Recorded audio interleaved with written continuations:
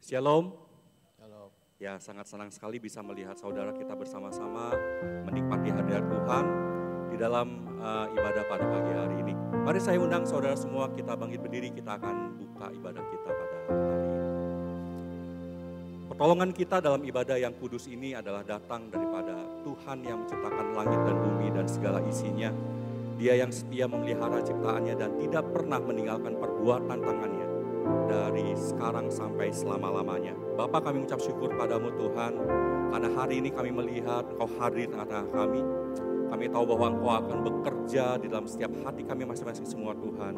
Engkau yang akan menguasai seluruh ibadah kami Tuhan. Dari awal puji-pujian nanti kami akan menaikkan bersama-sama sampai dengan lebih sungguh pada saat firman Tuhan disampaikan. Kami percaya Engkau akan bekerja Tuhan. Mari Bapak, kami mau siapkan hati kami semua Tuhan, sehingga kami boleh merasakan ibadah yang menggairahkan ini Bapak. Di dalam nama Tuhan Yesus Kristus kami telah berdoa dan mengucap syukur. Amin. Shalom. Shalom. Ada sukacita di rumah Tuhan. Yang bersukacita boleh lambaikan tangannya, lihat kiri kanan depan belakangnya. Katakan happy Sunday. Saya yakin hari ini kita datang dengan satu tujuan, untuk puji dan menyembah Allah kita yang luar biasa. Amin. Siap memuji Tuhan? Yang siap memujikan, berikan kemuliaan yang paling dahsyat bagi Allah kita yang luar biasa.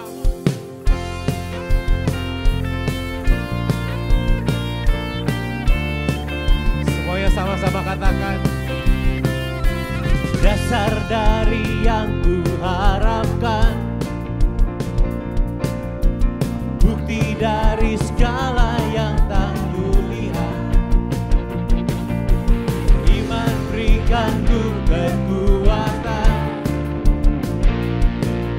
untuk melakukan perkara yang hebat.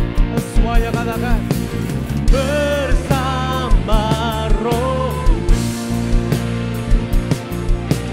ku pasti menang. Amin. Namamu dipuji, hormat, kemuliaan, sorak dengan segenap hati, Raja keagungan. Amin.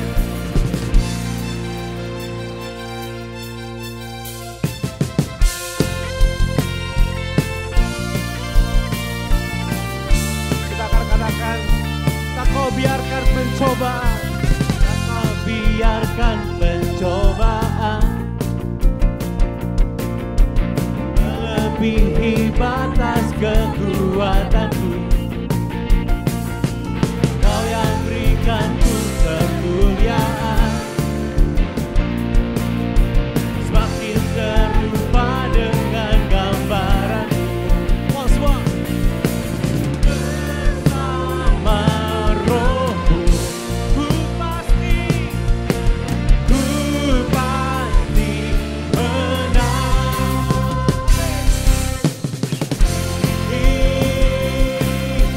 Namamu dipuji, hormat, kemuliaan, sorak dengan segenap hati, Raja keagungan. Musik memuji Tuhan, Bos. Karena kita percaya saudara-saudara, di hari ini kita datang ke rumah Tuhan untuk satu tujuan, memuji dan menyembah Allah kita yang luar biasa. Amin.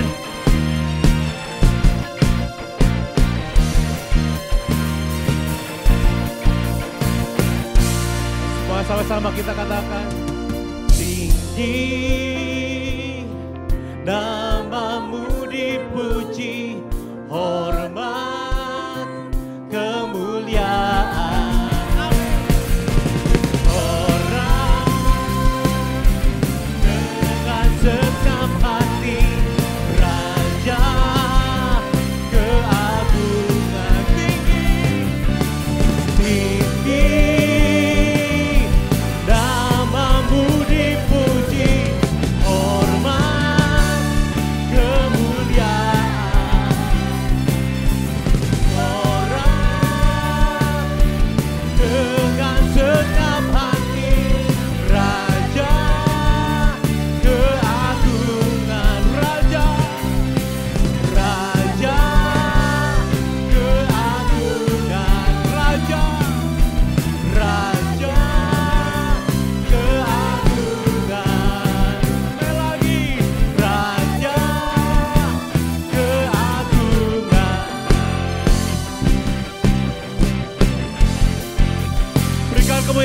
dahsyat bagi Allah kita, come on. Lebih dahsyat lagi.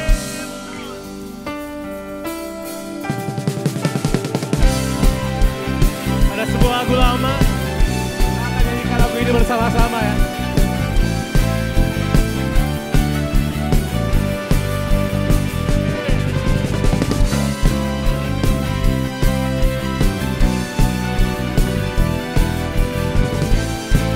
Katakan dia mati bagiku. Musik.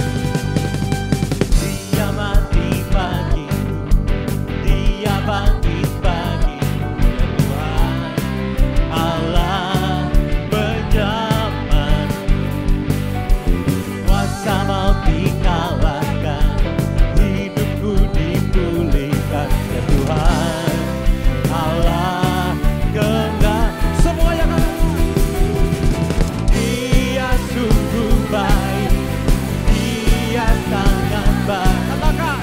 Yesus, dia baik baik.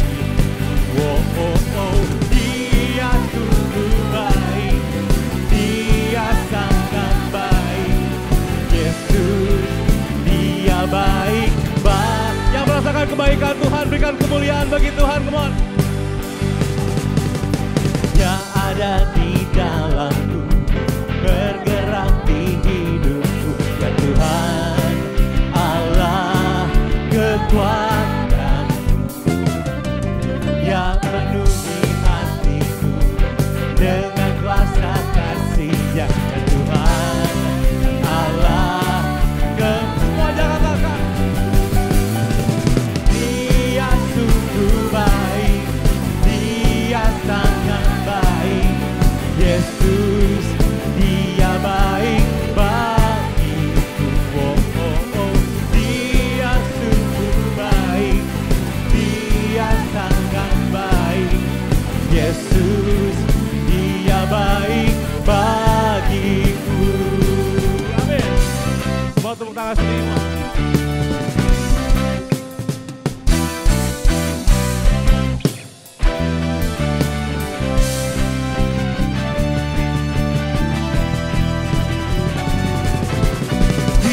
Dia sungguh baik, dia sangat baik.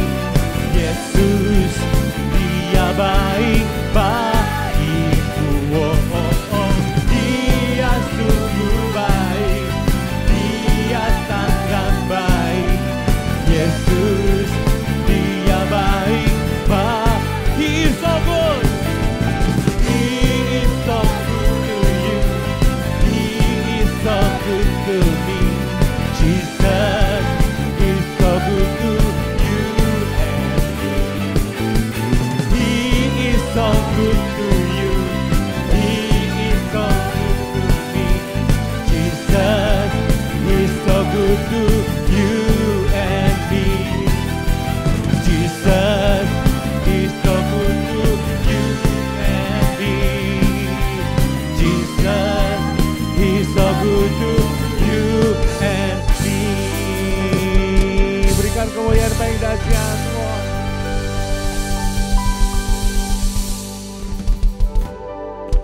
Ucap syukur Tuhan kalau kami punya Allah seperti Engkau Tuhan.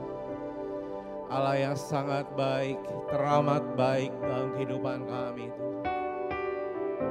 Pagi hari ini Tuhan kami datang ke rumah-Mu Tuhan. Kami ingin merasakan hadirat-Mu Tuhan. Hadirat-Mu yang menuntun kehidupan kami. Kami percaya Tuhan tinggal dalam hadirat-Mu. Kami menemukan kebebasan. Kami menemukan kehidupan kami Yesus.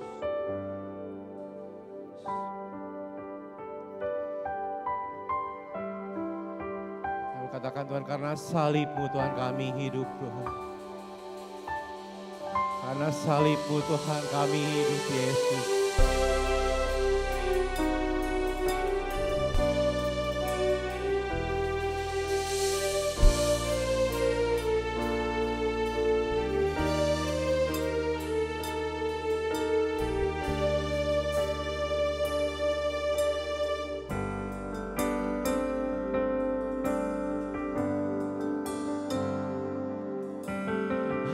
hanya Kau Tuhan di hidupku.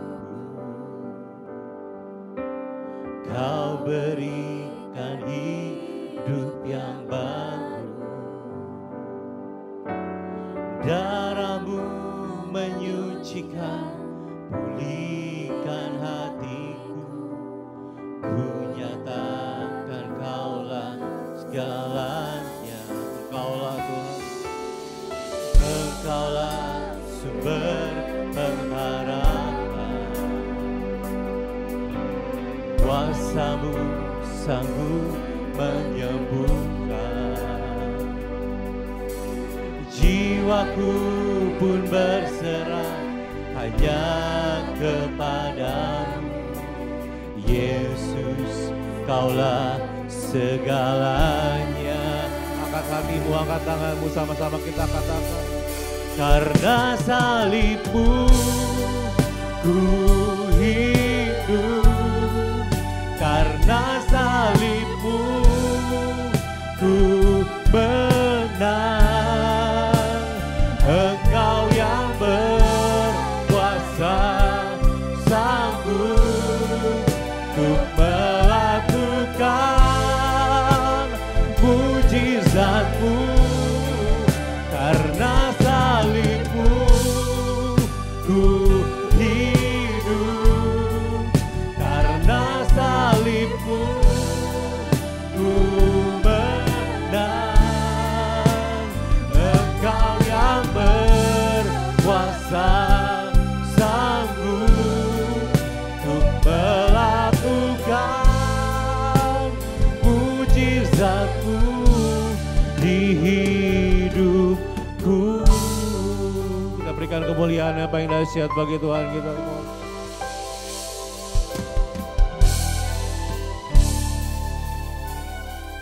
Katakan Engkaulah sumber, Engkaulah sumber pengharapan.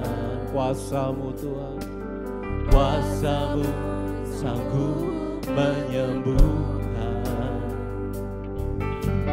Jiwaku pun berserah hanya kepadamu. Yesus, Kaulah segalanya. Karena salib-Mu ku hidup. Karena salib-Mu ku menang. Engkau yang berkuasa, sanggup untuk melakukan mujizat-Mu. Karena salib-Mu ku hidup. Karena salib-Mu ku menang. Engkau yang berkuasa, sanggup untuk melakukan mujizat-Mu di hidupku.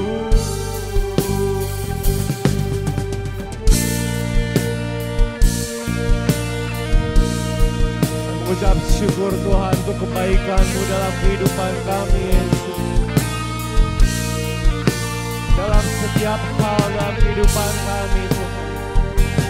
Kami tahu Tuhan bahwa Engkau Allah kami. Engkau Tuhan kami adalah Tuhan yang selalu beserta dengan kami, Tuhan. Berjalan bersama-Mu, Yesus. Kami tidak takut bahaya, Tuhan. Karena kami tahu Tuhan Engkau Allah yang tidak pernah meninggalkan kami, Tuhan. Karena salib-Mu Tuhan kami hidup. Karena salib-Mu Tuhan kami hidup.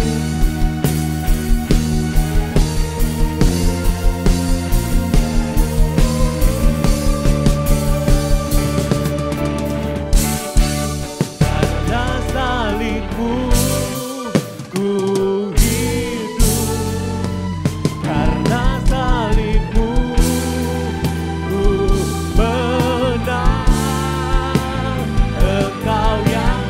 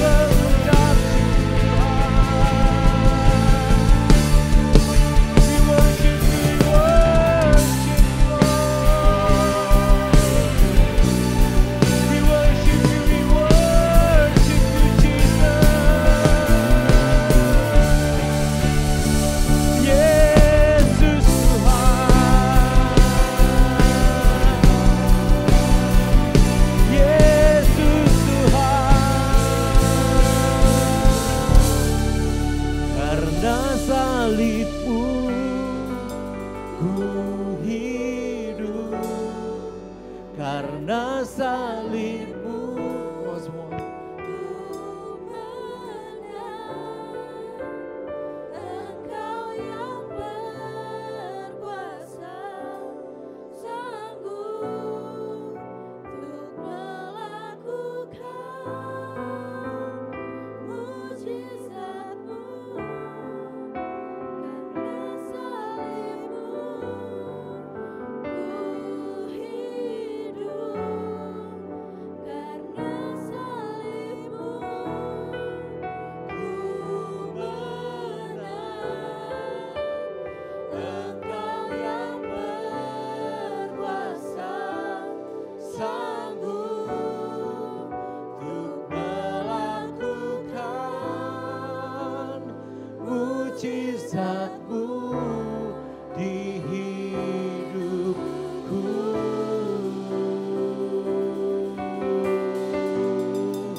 Untuk melakukan mujizat-Mu di hidupku.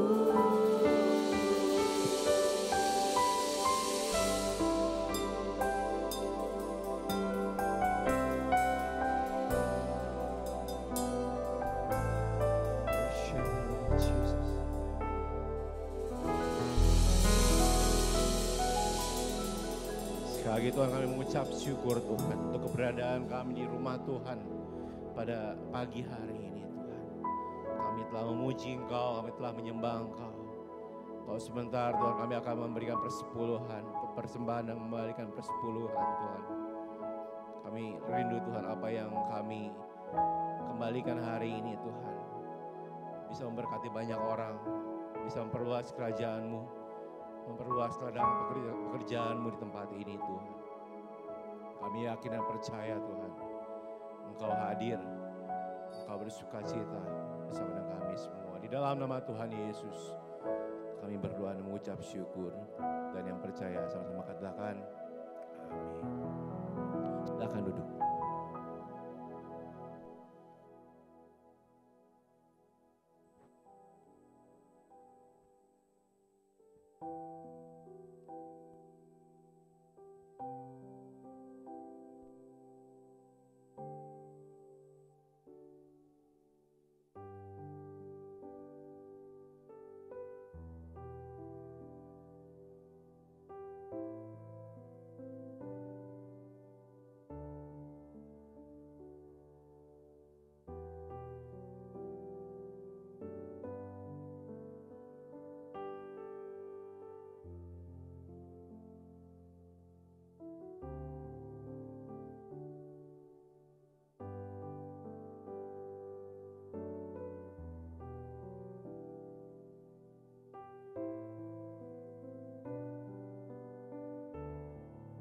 Ya, mari kita tundukkan kepala kita sebelum kita mendengarkan firman Tuhan.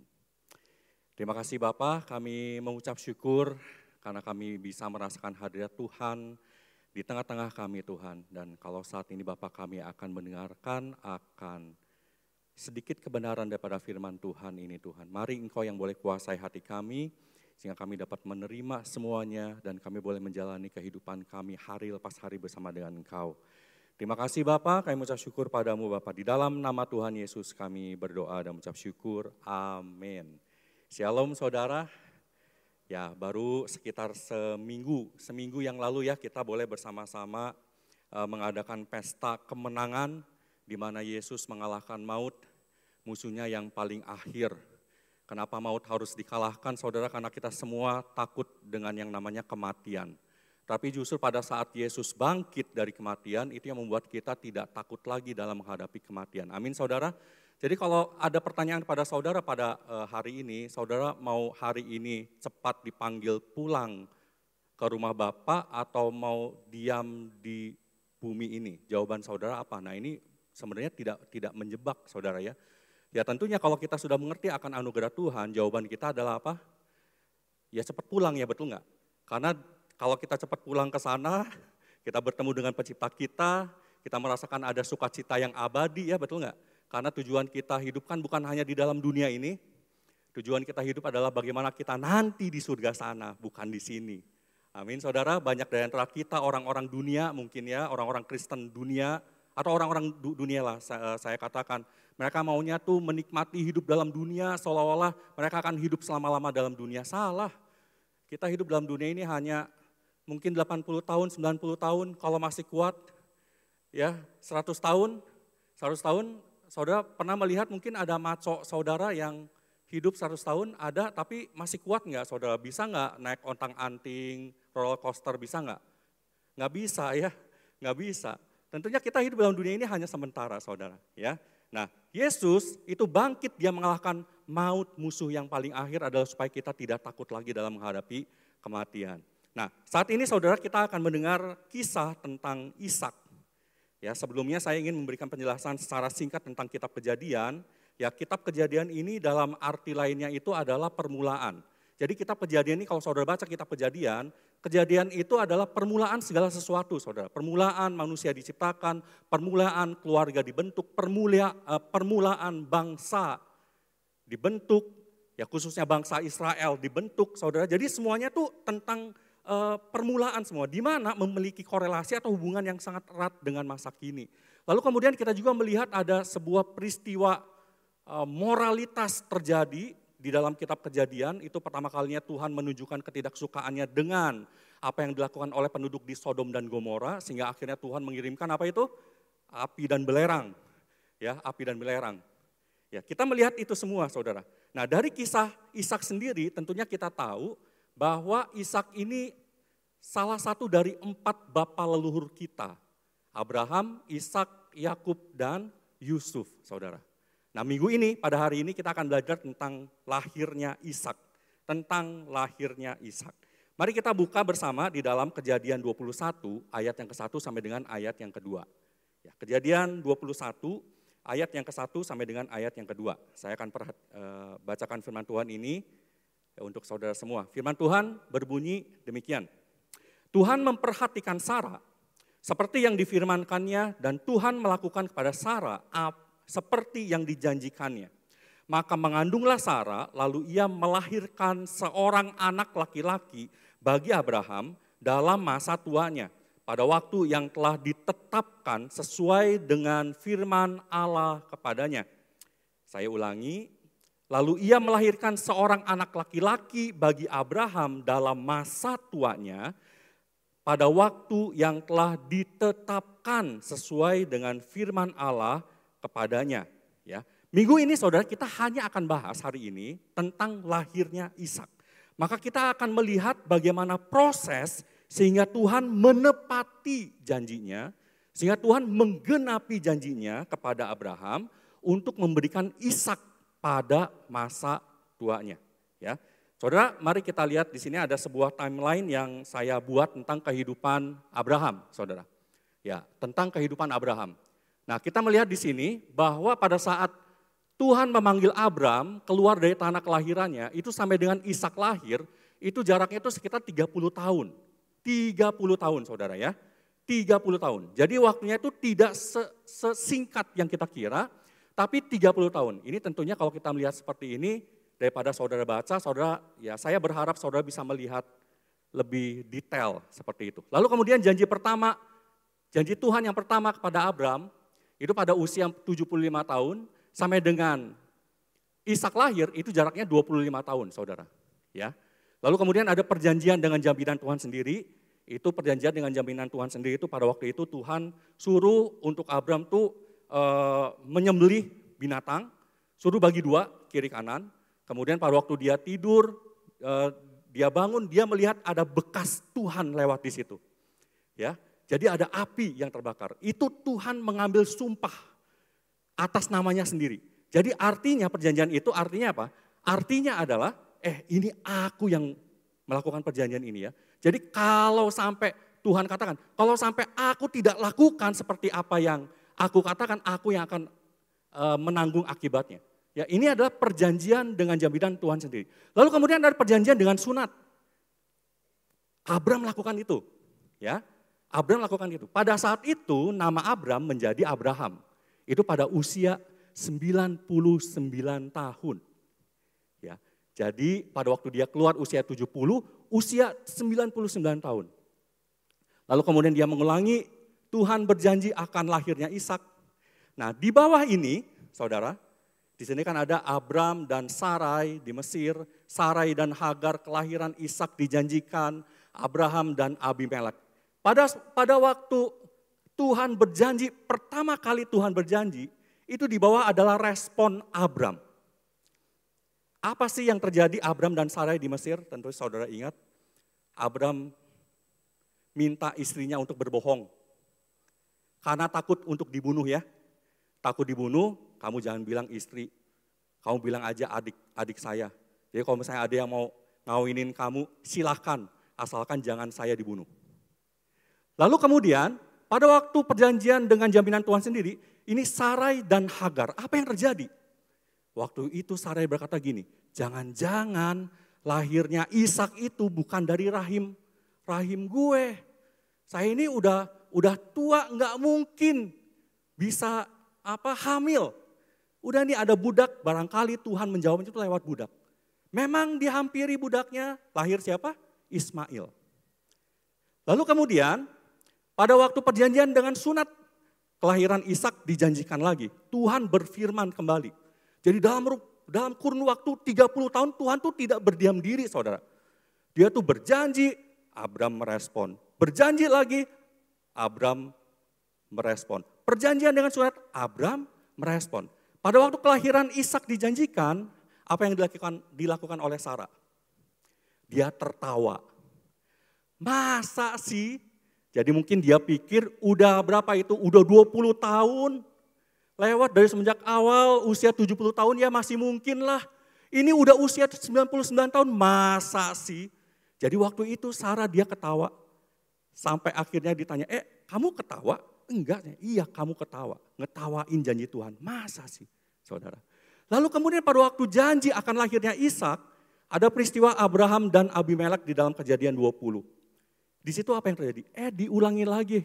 Apa yang dilakukan oleh Sarai di Mesir. Jangan bilang istri aku ya. Sampai akhirnya Abimelek marah, kenapa kamu nggak bilang? Karena pada waktu itu Tuhan kirimkan tulah kepada Abimelek. Jadi saudara yang kalau kita melihat secara timeline perjanjian Tuhan dengan Abraham. Apakah Abraham memberikan respon yang positif terhadap janjinya Tuhan? Positif enggak saudara? Nanti saudara bisa lihat di sini ya. Lihat ayatnya. Kejadian secara urutan. Apakah Abraham memberikan respon yang positif? Enggak. Abraham memang taat, dia keluar dari tanah Mesir, betul. Dia keluar dari tanah kelahirannya. Abraham memang taat pada waktu Tuhan suruh untuk apa? Untuk bikin persembahan, betul. Abraham memang taat pada waktu dia memerintahkan kepada seluruh keluarganya untuk disunat, ya betul. Tetapi kebanyakan responnya Abraham tuh respon yang negatif, saudara. Tidak percaya akan janji Tuhan, betul nggak? Tidak percaya akan janji Tuhan, ya. Tapi di sini Tuhan justru mau tunjukkan sama kita apa sih? Tuhan mau tunjukin sama kita apa? Bahwa lahirnya Ishak setelah 30 tahun, lahirnya Ishak tuh bukan karena campur tangan Abraham. Ya kan?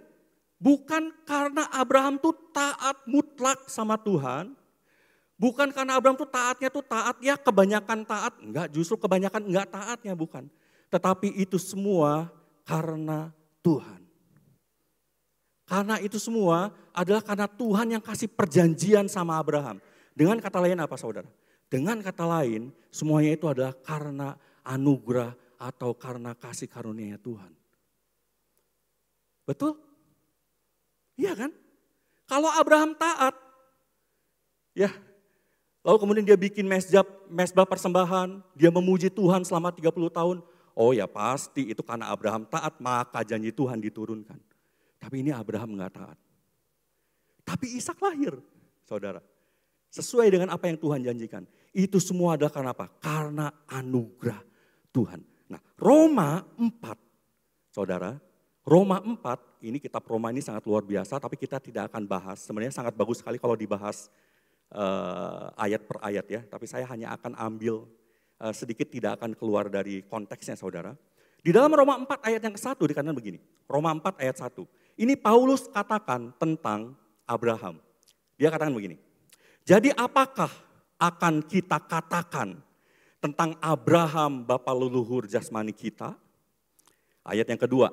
Sebab jikalau Abraham dibenarkan karena perbuatannya, maka ia beroleh dasar untuk bermegah. Tetapi tidak di hadapan Allah. Saudara bisa mengerti? Jadi kalau Abraham dia taat, dia melakukan apa yang benar, oh pasti gara-gara aku taat nih. Makanya aku diberkati. Ya kan? Begitu. Dia pasti punya dasar untuk bermegah. Tapi ayat yang ketiga gini, katakan begini. Sebab apakah dikatakan nats kitab suci, lalu percayalah Abraham kepada Tuhan dan Tuhan memperhitungkan hal itu kepadanya sebagai kebenaran. Memperhitungkan hal itu apa? Hal-hal yang tadi gagal itu saudara. Respon Abraham yang gagal itu. Ya, dia mau jual istrinya, dia berbohong, dia ambil budaknya, pembantunya istrinya. Semua hal itu diperhitungkannya sebagai kebenaran. Jadi kalau ada peranan Abraham, maka Abraham pasti punya dasar untuk bermegah. Tapi ini Abraham enggak punya dasar untuk bermegah sama sekali saudara. Jadi lahirnya Ishak itu merupakan perjanjian anugerah. Kasih karunia antara Tuhan dengan Abraham. Antara Tuhan dengan kita. Kenapa dengan kita saudara? Karena firman Tuhan katakan di dalam Roma 4 ayat yang ke-23. Saya bacakan, saudara bisa bacakan di dalam layar. Roma 4 ayat 23 katakan begini. Kata-kata ini, yaitu hal ini diperhitungkan kepadanya, tidak ditulis untuk Abraham saja. Tetapi ditulis juga untuk kita. Sebab kepada kita pun Allah memperhitungkannya. Karena kita percaya kepada Dia yang telah membangkitkan Yesus Tuhan kita dari antara orang mati. Yaitu Yesus yang telah diserahkan karena pelanggaran kita dan dibangkitkan karena pembenaran kita. Jadi apa yang Tuhan lakukan, perjanjian anugerah yang Tuhan buat antara Tuhan dengan Abraham, itu berkorelasi erat dengan kehidupan kita saat ini saudara. Saudara sadari sungguh bahwa semuanya itu adalah karena anugerah Tuhan. Amin saudara. Saudara hidup sampai saat ini itu semua adalah karena anugerah Tuhan. Saudara mungkin saat ini merasakan sedikit kenyamanan karena saudara memiliki materi yang mungkin lebih sedikit banyak daripada orang-orang lain. Itu semua karena anugerah Tuhan. Kalau saudara saat ini merasakan usaha yang saat ini saudara masih bisa jalan, toko saudara rame, saudara nggak bisa bilang itu semua karena saya yang berusaha sampai malam. Enggak, Tuhan izinkan itu terjadi di dalam kehidupan kita dan keluarga kita. Amin saudara. Jangan pernah kita berpikir bahwa itu karena saya, bukan. Itu karena saya pinter, bukan. Itu karena saya punya gelar, bukan. Tuhan yang izinkan itu semua terjadi. Jadi omat saudara. Omat tuh bahasa. Omat, saudara mengerti omat ya? Omat saudara. Jangan pernah kita merendahkan orang lain karena kita merasa bahwa kondisi kita lebih baik daripada orang lain. Amin. Jangan pernah kita merendahkan orang lain karena mungkin kita merasa bahwa kita lebih kaya daripada orang lain. Jangan pernah merendahkan orang lain mungkin karena posisi kita di atas, dia jadi anak buah. Jangan seperti itu saudara. Tapi marilah kita hargai semua orang. Kenapa? Karena semua apa yang terjadi dalam kehidupan kita, itu semua adalah karena anugerah Tuhan.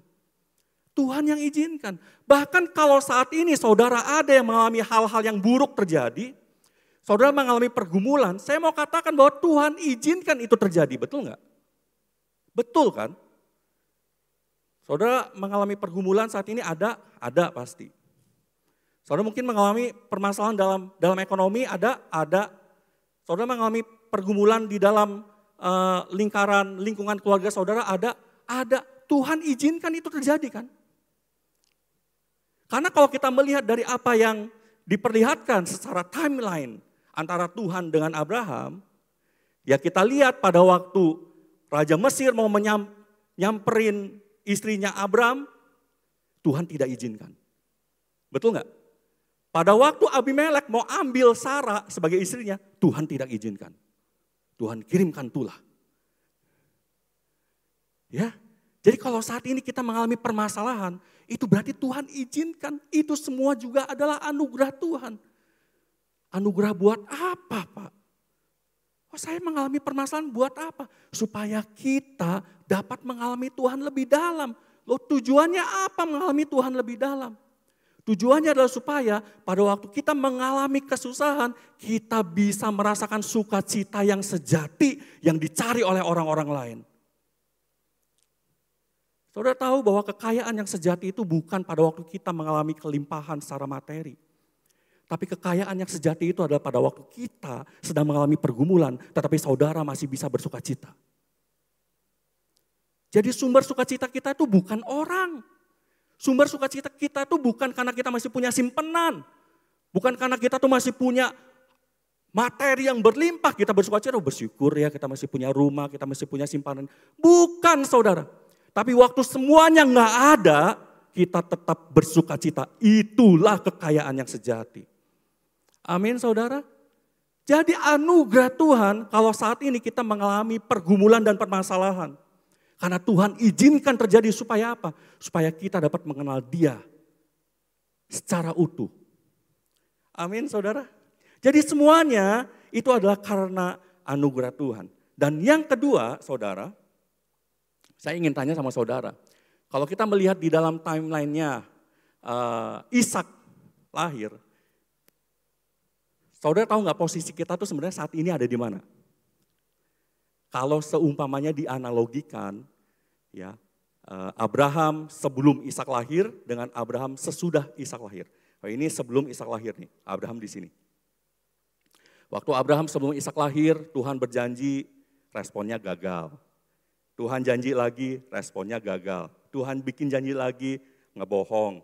Bikin janji lagi, ngebohong. Nah ini Ishak lahir nih. Waktu Ishak lahir, Abraham kan tetap dia hidup ya, sampai di sini kan.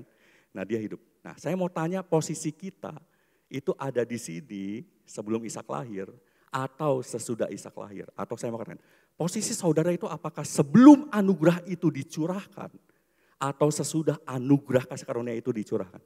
Di mana posisi saudara? Tentu di sini ya. Betul nggak? Posisi kita semua adalah orang-orang yang mengerti akan kasih karunia-Nya Tuhan. Mengerti akan anugerahnya Tuhan. Maka pertanyaan saya yang selanjutnya, kehidupan macam apa yang saudara jalani saat ini?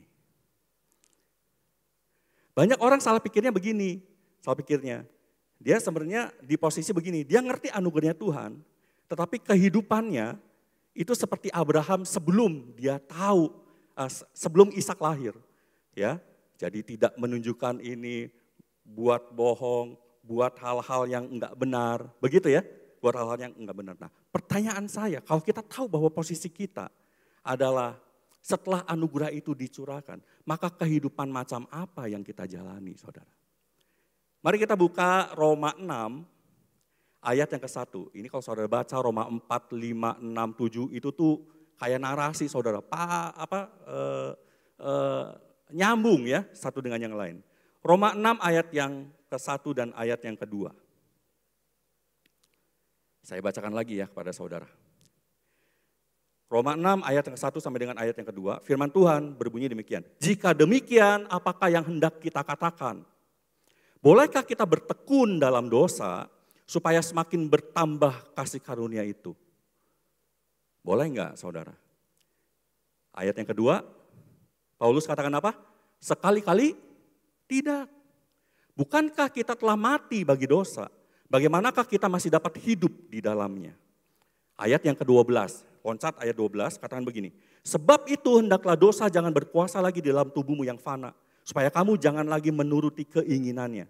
Dan janganlah kamu menyerahkan anggota-anggota tubuhmu kepada dosa untuk dipakai sebagai senjata kelaliman. Tetapi serahkanlah dirimu kepada Allah sebagai orang-orang yang dahulu mati, tetapi yang sekarang hidup dan serahkanlah anggota-anggota tubuhmu kepada Allah untuk menjadi senjata-senjata kebenaran. Jadi kehidupan macam apa yang harus kita jalani, saudara? Kehidupan macam apa? Buatlah hidup kita semakin bermakna. Dengan cara apa, saudara? Tuhan Yesus katakan apa? Hasilkan buah yang sesuai dengan pertobatan. Hasilkan buah yang sesuai dengan pertobatan. Apa buah yang sesuai dengan pertobatan, saudara? Buah yang sesuai dengan pertobatan itu adalah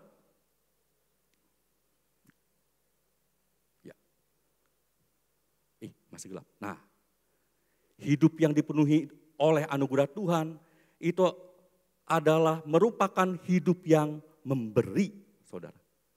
Memberi. Buah yang sesuai dengan pertobatan adalah memberi. Memberi diri saudara untuk melayani Tuhan. Amin. Memberi diri saudara untuk dipakai Tuhan. Memberi diri saudara untuk apa? Untuk menjadi saksi bagi orang lain, sehingga jiwa-jiwa akan dimenangkan melihat Yesus dalam diri kita. Memberi diri kita untuk menjadi berkat bagi banyak orang, saudara. Tabur kebaikan, tabur waktu kita, tabur hidup kita untuk apa? Untuk kemuliaan Tuhan. Kalau saudara ingin menuai, gimana mungkin saudara menuai kalau saudara nggak pernah nabur? Kalau saya tanya siapa dari antara saudara yang ingin diberkati Tuhan, semua pasti akan angkat tangan. Tapi berapa banyak dari antara kita yang mau memberi atau menabur? Banyak kita pengennya berkatnya doang kan, tapi naburnya enggak. Mari tabur, saudara. Tabur perhatian, memberi perhatian, memberi kasih. Pada waktu hidup kita memberi kasih karena kita menyadari akan anugerahnya yang besar dalam kehidupan kita, maka itulah yang akan memampukan, Tuhan akan mampukan kita untuk bisa mengampuni orang yang bersalah sama kita. Betul nggak? Kita kemarin sudah belajar 7 perkataan salib. Kalimat pertama yang diucapkan apa? Ampunilah mereka. Bukan ingat diri sendiri, tapi ingat orang lain. Ampunilah mereka. Amin, saudara. Ya, memberi, saudara. Berikan hidup kita untuk dipakai Tuhan. Ya. Kalau kita menabur, maka kita pasti akan menuai. Maka hidup kita akan menjadi semakin bermakna di hadapan Tuhan. Amin, saudara.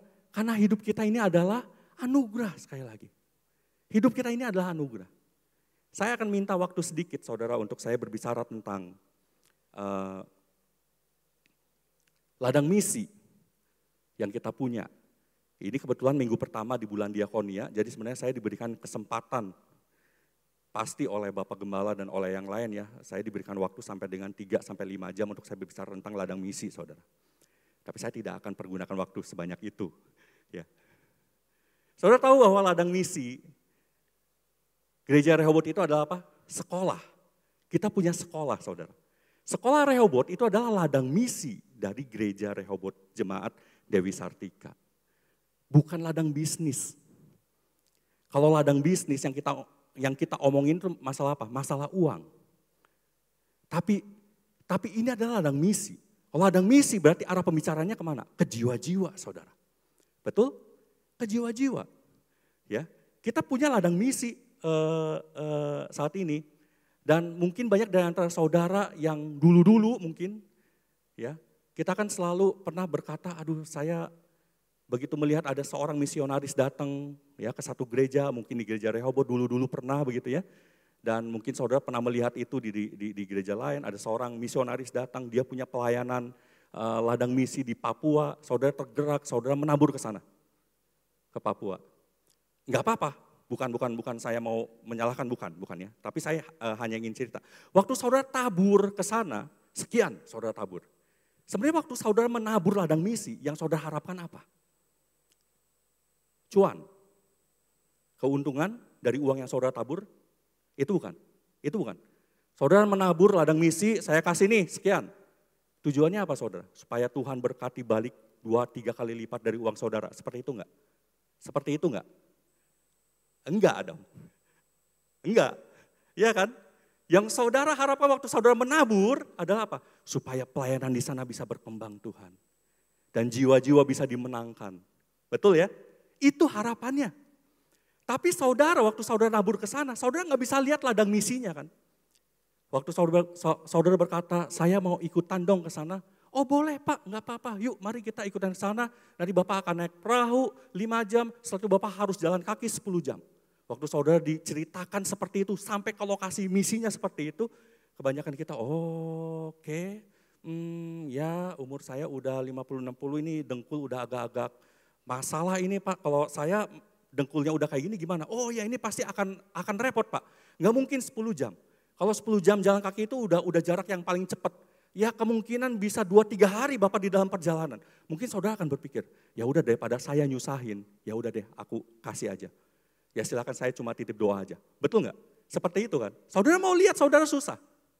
Tapi kita punya ladang misi, Sekolah Rehobot, di mana saudara bisa langsung melihat jiwa-jiwanya saudara.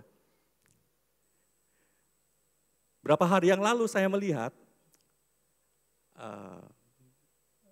di status WA atau mungkin dari anak saya atau dari ini, ada postingan apa itu?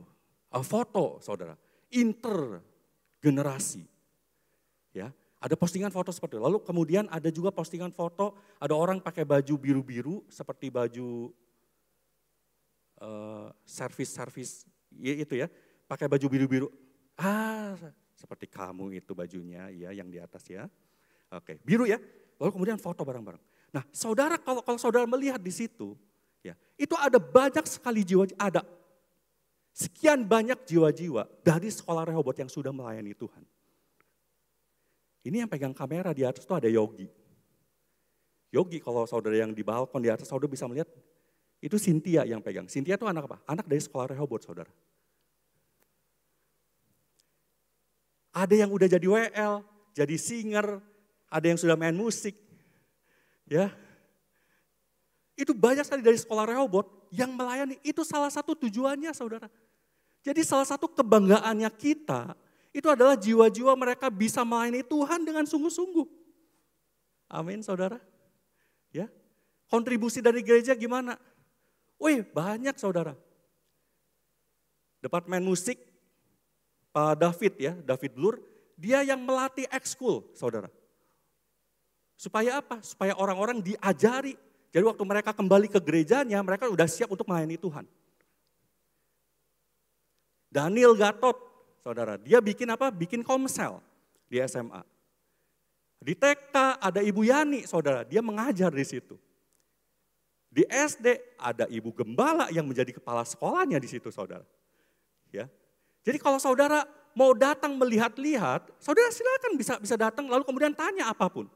Saudara mau usul gimana kalau sekolah begini bro? Oke yuk kita usul, kita bicarakan. Amin saudara. Ya. Saya mau kasih pertanyaan begini sama saudara saat ini. Sebutkan ada 3 lingkungan yang akan membentuk karakter anak-anak kita. Saudara bisa sebutkan enggak? Kalau saudara nggak bisa sebutkan, saudara bisa googling. Cari di Google saudara. Ada 3 lingkungan. Yang pertama itu adalah lingkungan keluarga, betul nggak? Lingkungan keluarga itu yang harus membentuk karakter, mental anak itu mulai dari keluarga. Didikan awal itu harus dari orang tua. Yang kedua adalah lingkungan pertemanan, itu dari mana biasanya? Tetangga, tapi kebanyakan dari lingkungan sekolah. Ketiga, lingkungan gereja, betul nggak? Nah sekarang saudara bisa bayangkan begini, saudara bergereja di gereja Rehobot. Anak saudara bersekolah di sekolah Rehobot. Gereja saudara dan anak di gereja Rehobot. Itu yang waktu bulan Januari saya katakan, seringkali value itu bertentangan antara di keluarga dengan di gereja. Gereja ngajarin apa? Gereja ngajarin kamu jadi orang harus sesuai dengan apa yang Tuhan kehendaki. Jangan paksa anak untuk menjadi ini itu. Amin. Tapi di rumah, tuh lihat sepupu kamu ngambil jurusan ini, kamu ngambil jurusan itu, kamu nanti sekolah kamu jangan ambil jurusan ini. Kamu ngambil jurusan, loh tapi Pak pengennya ngambil, enggak, kamu harus ngambil jurusan ini. Ya, seringkali value-nya bertentangan. Coba saudara bayangkan, kalau 3 lingkungan itu menjadi satu di lingkungannya kita, maka anak-anak kita akan bertumbuh dengan luar biasa. Jadi sekali lagi saudara, kebanggaan kita itu bukan karena kita berhasil mengeluarkan siswa karena siswanya nakal. Tapi justru kita harus bina anak itu. Supaya apa? Supaya dia bisa berubah. Kebanggaan kita tuh bukan mengeluarkan siswa karena ada siswa yang tidak mampu untuk bayar. Tapi justru kita harus doakan, usahakan dengan sungguh-sungguh saudara. Saya punya pengalaman seperti itu saudara. Dari kelas 7, kelas 8, ada seorang siswa nunggak saudara, sekian juta saudara. Bukan ratus ribu. Tapi ini mamanya, orang tuanya itu sangat luar biasa. Pak, saya cicil ya. Boleh tiap hari ya saya. Cicil saudara. Bayar sehari 10.000, 20.000 kita terima, kita catat. Sampai akhirnya di bulan, di kelas 9, itu lunas semua, Tuhan berkati. Betul saudara. Kebanggaan kita tuh apa? Kalau ada anak lulus SMA, lalu kemudian datang kepada Bapak Gembala, kalau dia gereja di Rehoboth ya, di gereja di Rehoboth. Datang sama Bapak Gembala, Om saya mau sekolah Alkitab. Saudara bangga enggak? Bangga enggak? Anak dari sekolah Rehoboth, saya mau sekolah Alkitab setelah itu. Bangga enggak? Bangga, dan itu terjadi saudara. Itu yang dilakukan oleh Denal. Lulus SMA ya, oh Denal nggak ada di sini. Lulus SMA, sampai waktu itu panggil ya, betul ya ya? Waktu itu panggil, coba tolong ditanya si Denal. Itu dia keracunan apa itu ya, dia lagi mabok atau gimana. Sambil ditanya, motivasi kamu apa sekolah Alkitab? Itu kebanggaannya seperti itu saudara.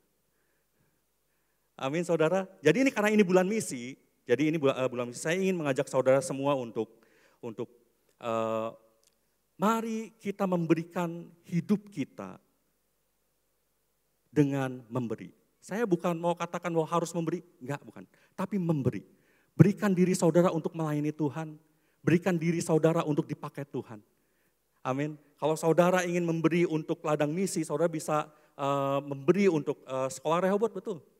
Ya. Karena kami ada karena saudara.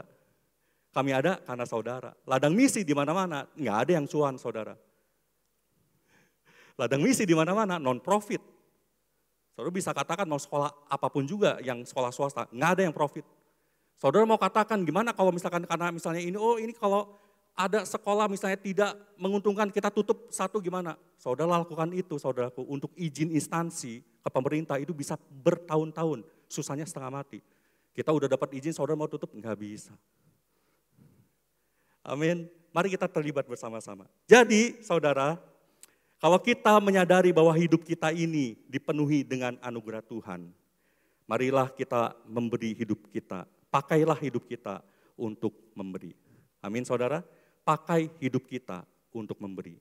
Nanti saudara akan melihat bahwa kehidupan kita akan semakin bermakna di hadapan Tuhan. Amin, mari kita tundukkan kepala, kita akan berdoa. Bapa, kami ucap syukur padamu Tuhan pada hari ini untuk berkat Tuhan.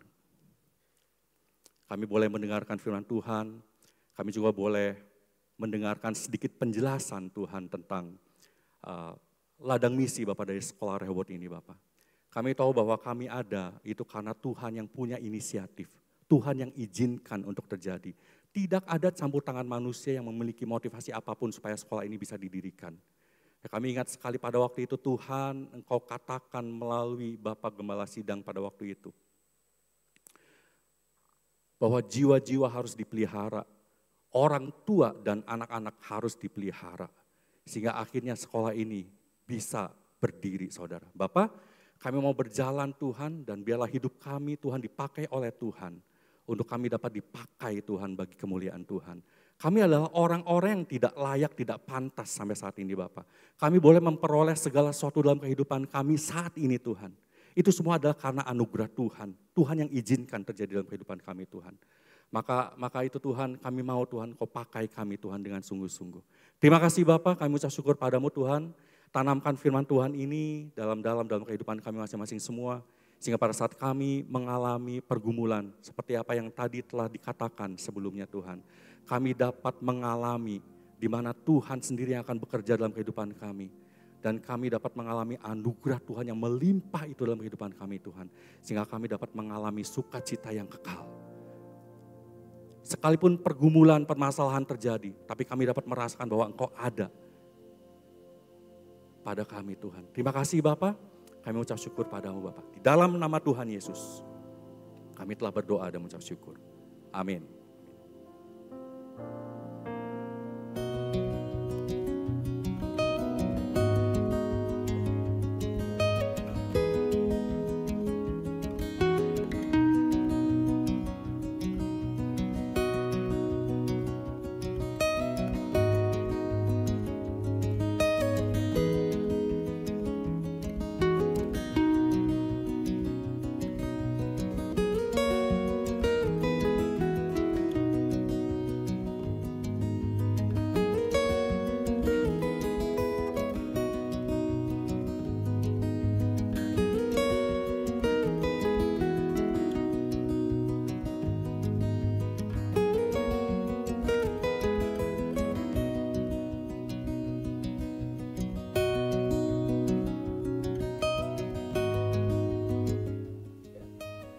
Shalom saudara, Biblical Night dalam seri The Order of Salvation akan diadakan di hari Kamis, tanggal 18 April 2024 dengan judul Glorification.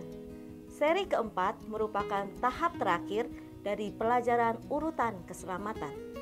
Di pertemuan ini, kita akan belajar mengenai pemuliaan orang-orang yang percaya, yang meliputi penyempurnaan sifat rohani dan penyempurnaan tubuh manusia. Pertemuan ini diadakan jam 7 malam via Zoom Gereja Rehoboth. Sampai jumpa, Tuhan Yesus memberkati.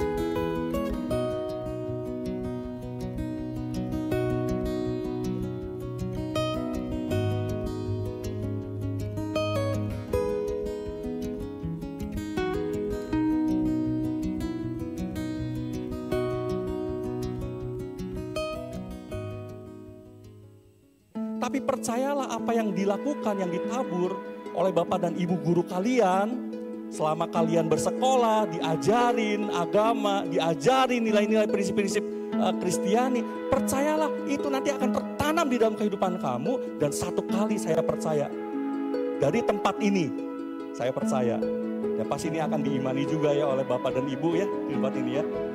Kalian akan menjadi utusan Kristus dimanapun kalian berada.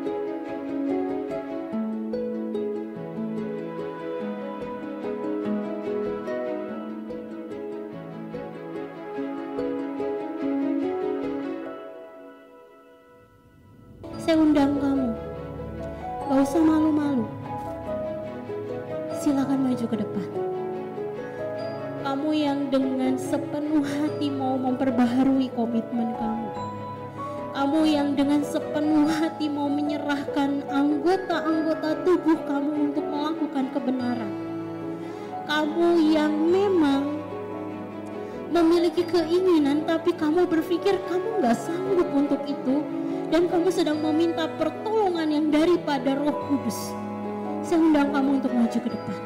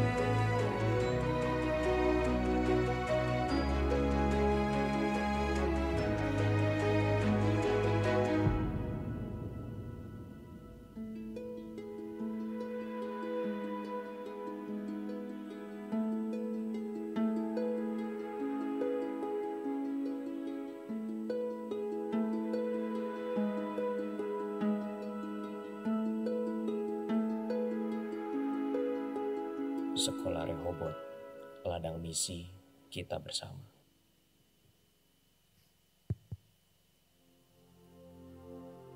Ya puji Tuhan saudara, yang baru saudara lihat itu adalah video pada saat diadakan KKR untuk sekolah Rehoboth. kita bisa melihat bagaimana waktu itu kan kita sudah berdoa untuk itu. Kita sudah lihat bagaimana apa yang kita tabur mulai kelihatan, saudara. Kalau saudara perhatikan yang main musik itu semua anak sekolah Rehoboth.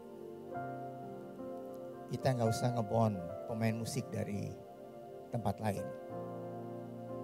Ya, bahkan dari sekolah Rehoboth yang sekarang sudah main musik atau melayani Tuhan, bukan hanya musik, sudah singer, WL dan sebagainya, itu sudah mulai makin banyak, saudara.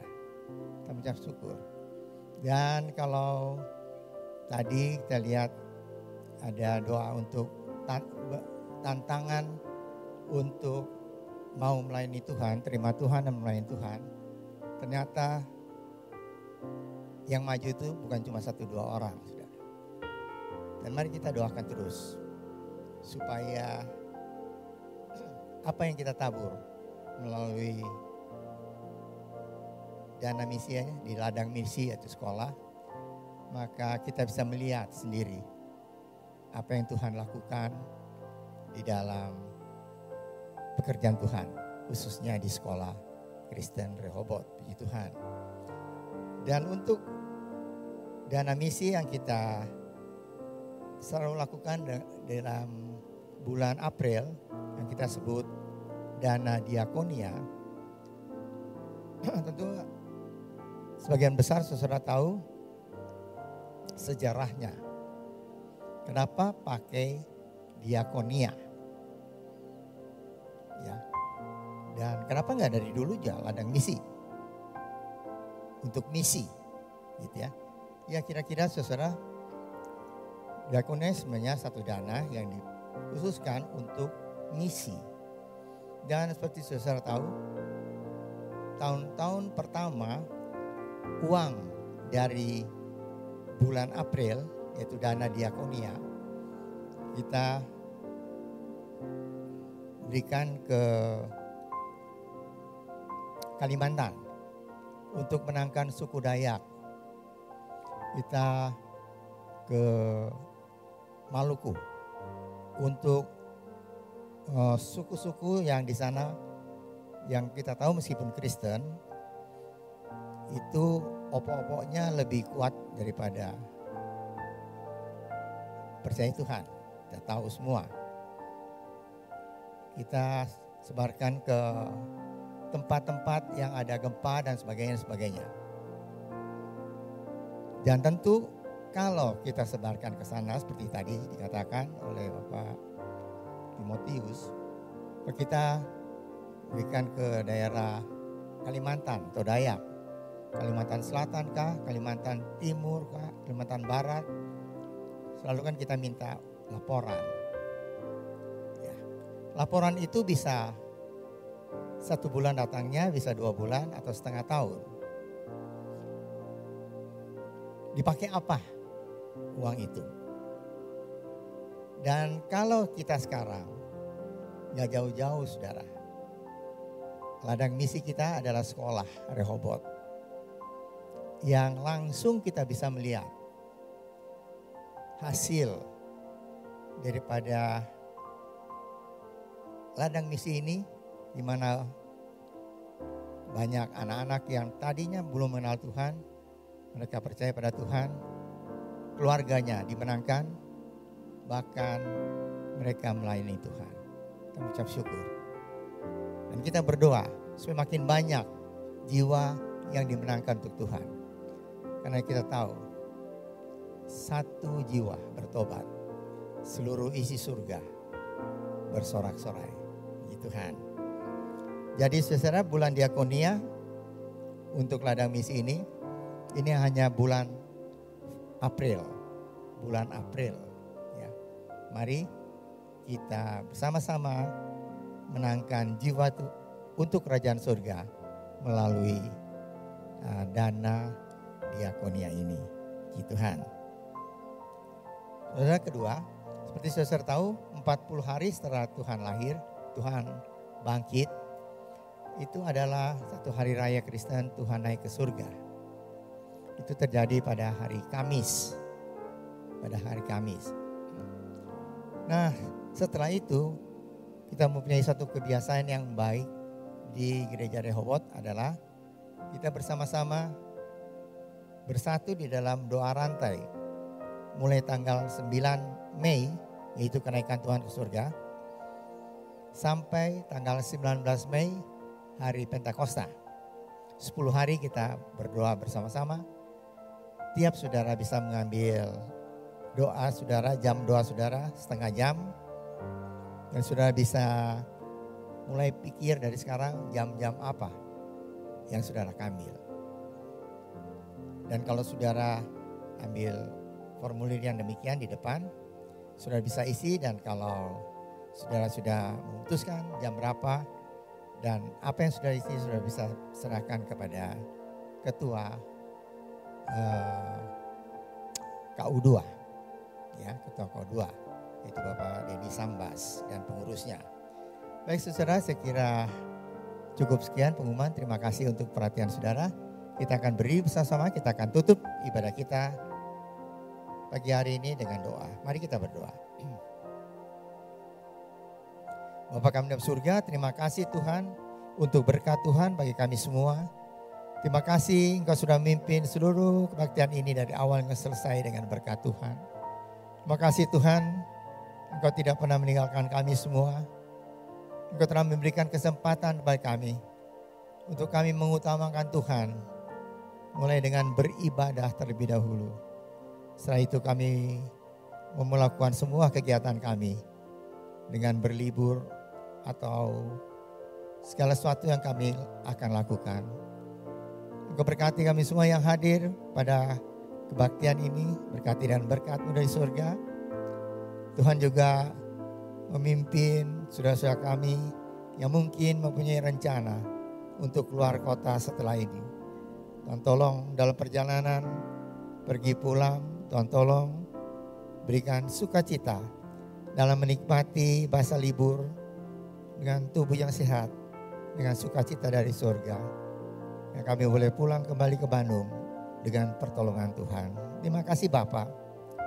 Kami berdoa untuk tangan-tangan yang sudah memberikan persembahan dan mengembalikan perpuluhan yang Tuhan punya. Ajar kami Tuhan untuk selalu memberikan yang terbaik. Karena Tuhan sudah memberikan yang terbaik bagi kami, yaitu keselamatan dan hidup yang kekal dalam Tuhan. Terima kasih Bapa untuk berkat Tuhan. Kami akan masuk dalam minggu yang baru, berjalan bersama dengan Tuhan. Kami percaya ya Tuhan tidak meninggalkan kami. Tuhan menyertai hidup kami semua. Sehingga kami minggu depan boleh bertemu kembali dalam satu ibadah, ucapan syukur. Engkau telah memelihara kami semua. Terima kasih Bapa.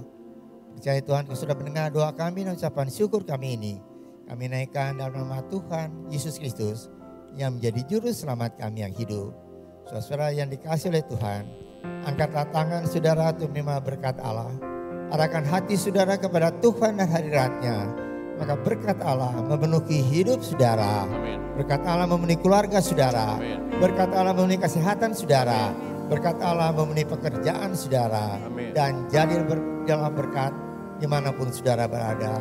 Saudara terimalah berkat dari Allah Bapa, kasih karunia dan damai sejahtera dari Tuhan Yesus Kristus dan persekutuan Allah Roh Kudus menyertai saudara sekalian mulai hari ini sehingga Maranatha, Tuhan Yesus datang kembali. Amin.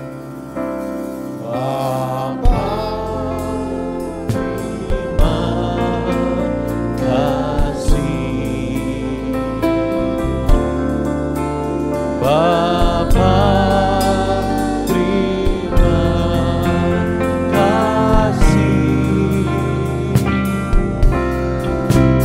Bapa di dalam surga,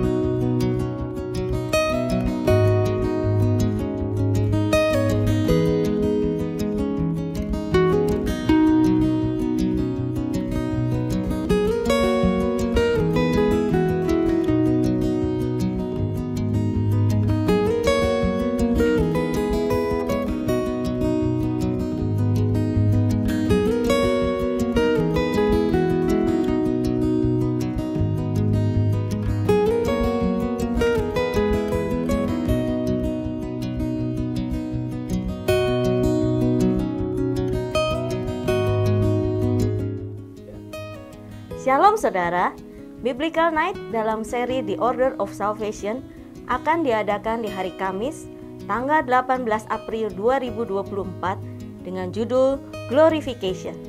Seri keempat merupakan tahap terakhir dari pelajaran urutan keselamatan. Di pertemuan ini, kita akan belajar mengenai pemuliaan orang-orang yang percaya, yang meliputi penyempurnaan sifat rohani dan penyempurnaan tubuh manusia. Pertemuan ini diadakan jam 7 malam via Zoom Gereja Rehoboth. Sampai jumpa, Tuhan Yesus memberkati.